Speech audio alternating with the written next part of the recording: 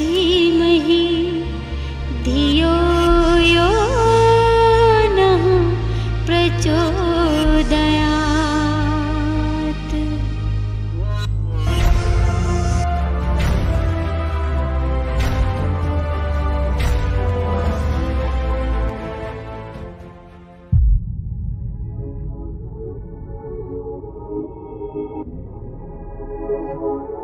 सबसे पहले हम देखते हैं उनका प्रारंभिक जीवन, जब गृह त्याग देते हैं और जंगल में भटक रहे होते, घूम रहे होते हैं।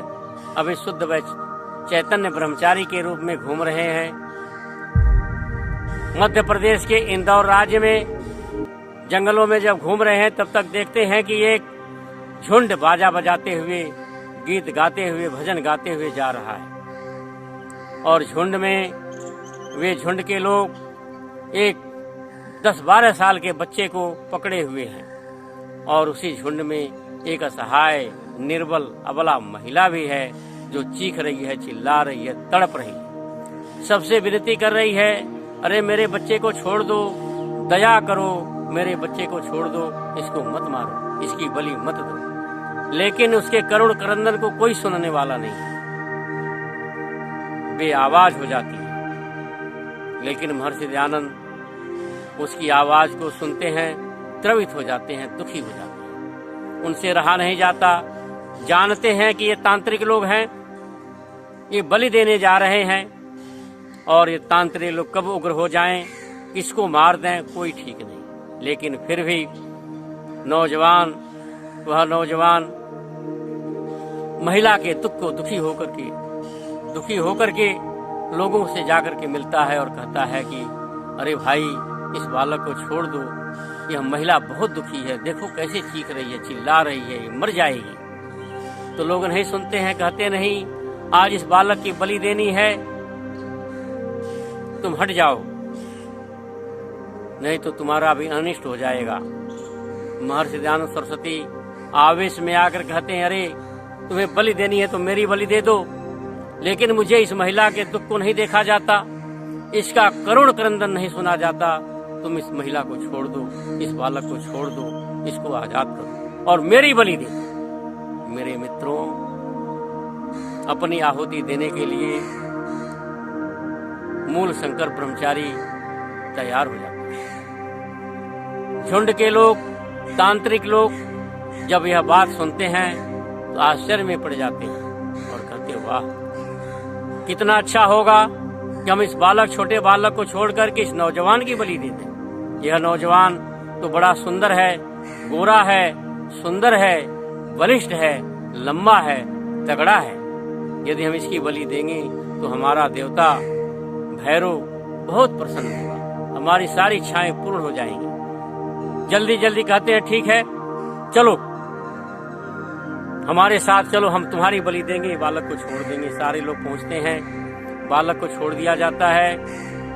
और महिला जो है वह माँ जाते जाते मूर्छित होकर के गिर जाती है। और महर्षि दयानंद के हाथ पांव बांध दिए जाते हैं, बलि के स्थान पर लाया जाता है। जैसे ही बलि देने वाला तलवार उठाता है, तब तक बंदूक की आवाज सुनाई देती है। और जैसे बंदूक की आवाज होती है, तांत्रिकों में भगदड़ मच जाती है। सब लोग कहते हैं, भागो भागो, जान बचा कर भागो।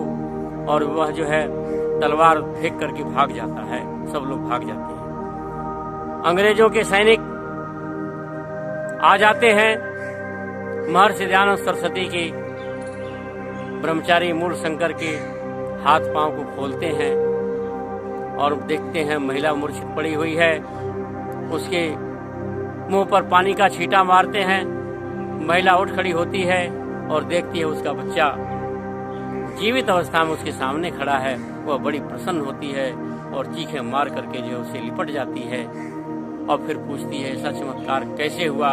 तो सैनिक बताते हैं, इस नौजवान ने तेरे बालक को छुड़ाया और तेरा क्रंदन नहीं देखा गया और इसने जो है अपनी बलि के लिए अपने को प्रस्तुत कर दिया। वह महिला रोते हुए कहती है, हे दयानंद, तुम करुणा की, दया के सागर हो, प्रेम के अवतार हो।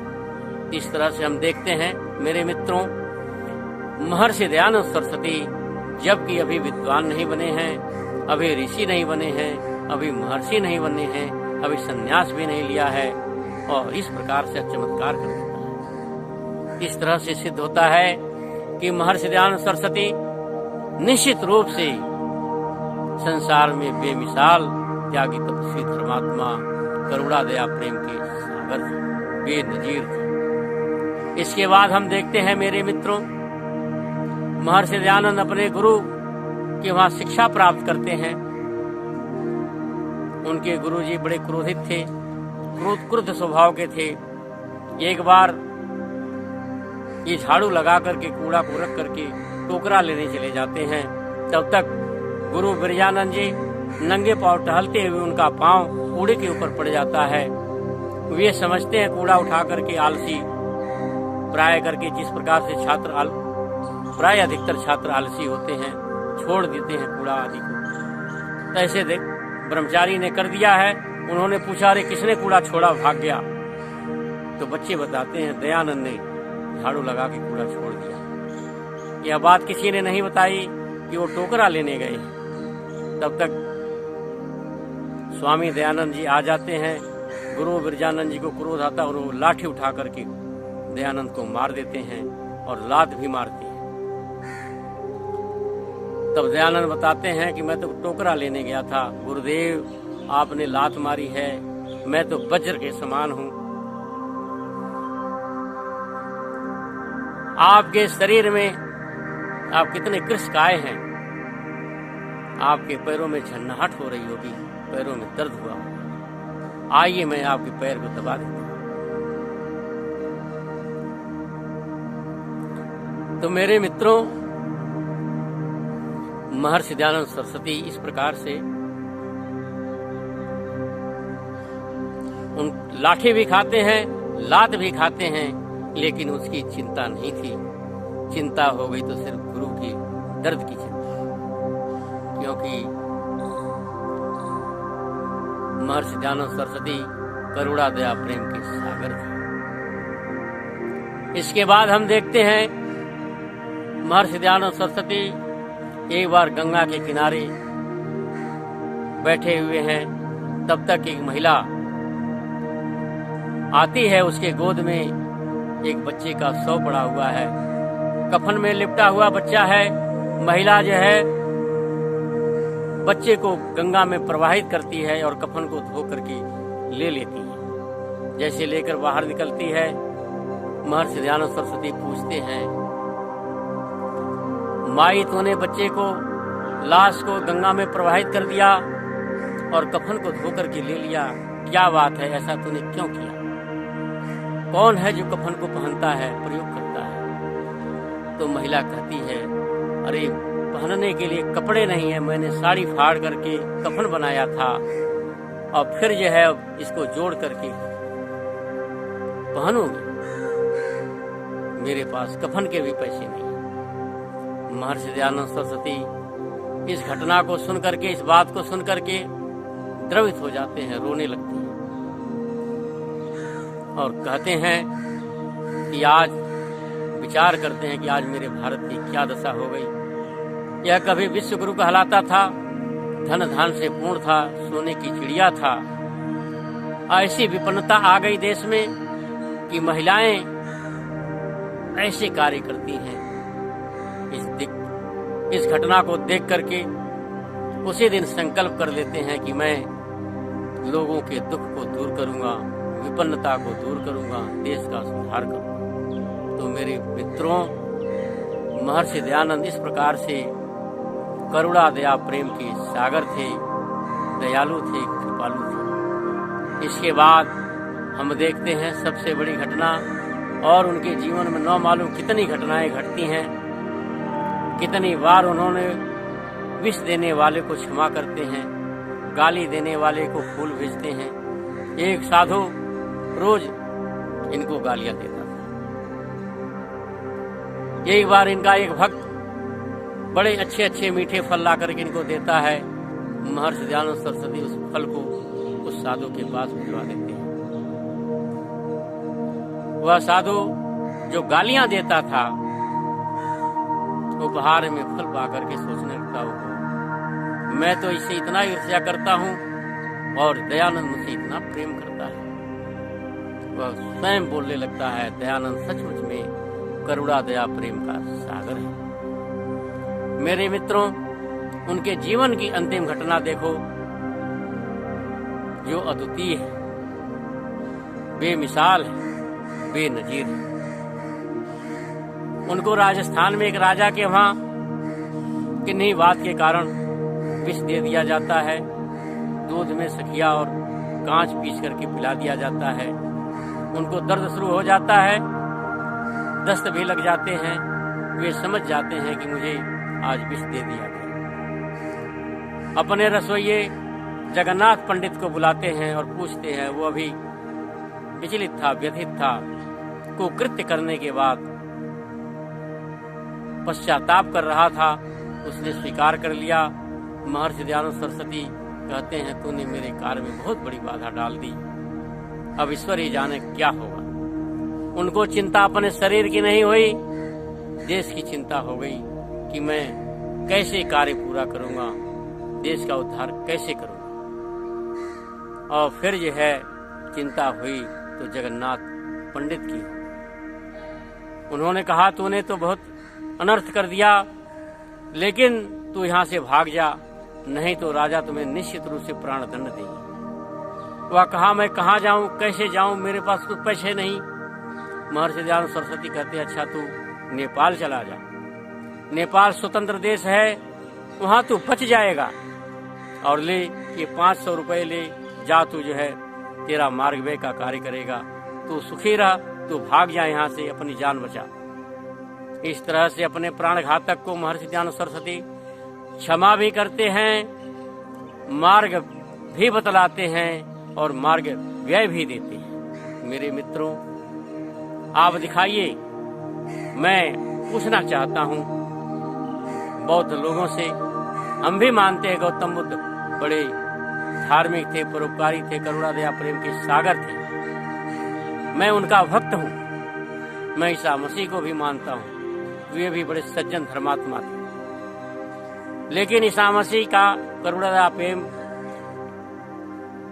दया जो है पशुओं के लिए नहीं थी, मछलियों के लिए नहीं थी। मछली खाते थे, मांस खाते थे। गौतम बुद्ध भी जो है कभी कभी मांस खा लेते थे। उनको भी पता होगा कि मांस कैसे प्राप्त होता है, बिना हिंसा के, बिना क्रूर हत्या के मांस प्राप्त नहीं। लेकिन मेरे मित्रों, आप देखें, महर्षि दयानंद सरस्वती सचमुच में करुणा दया प्रेम की बेमिसाल थे, बेनजीर थे कि उन्होंने अपने प्राण घातक को क्षमा भी किया, मार्ग व्यय भी दिया और रास्ता भी बताया। और फिर देखें साहस का, महर्षि दयानंद सरस्वती के अंदर कितना बड़ा धैर्य था, कितना साहस था, ईश्वर को कितने समर्पित थे। जब अंतिम समय आया अजमेर में, तो उन्होंने पूछा, जब देखा कि शरीर नश्वर शरीर अब साथ नहीं देगा, पूछा कि जो है क्या समय है, कौन सा दिन है, कौन सी तिथि है। लोगों ने बताया अमावस्या का दिन है, सायंकाल हो रहा है। उन्होंने कहा अच्छा ठीक है, सब लोग मेरे पीछे आओ और जंगले दरवाजे खोल दो। अंग्रेज डॉक्टर लिखता है कि दयानंद सरस्वती के पूरे शरीर में फफोले पड़े थे, एड़ी से चोटी तक पीड़ा ही पीड़ा थी, लेकिन कभी उफ नहीं किया, उफ नहीं करते थे। उसको आश्चर्य हुआ, कहा मुझे बड़ा आश्चर्य होता है कि ऐसा व्यक्ति मैंने जीवन में नहीं देखा। और महर्षि दयानंद सरस्वती, अंतिम घड़ी है,